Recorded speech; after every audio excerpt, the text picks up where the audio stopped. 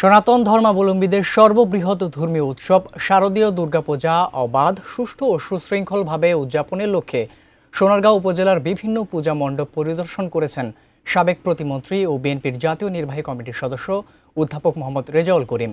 সোমবার বিকেলে তিনি গাড়ি বহর নিয়ে পঞ্চমীঘাট দুর্গাপূজা মণ্ডপ সহ বিভিন্ন পূজা মণ্ডপ পরিদর্শন করেন।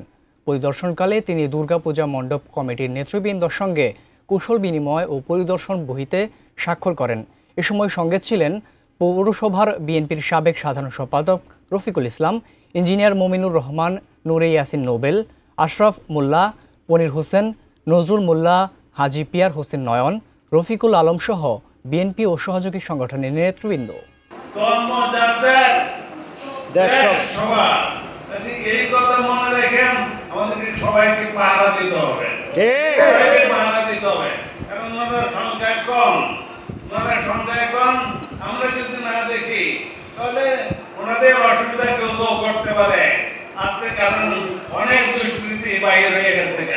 দেশের দুষ্কৃতিদের দমন করার জন্য একজনই কিন্তু দুষ্কৃতি করলে দুর্নাম হয়, আর যাতে না করতে পারে তোমরা যারা লোকাল আছো তোমরা বিশেষ করে সেটা দেখবা।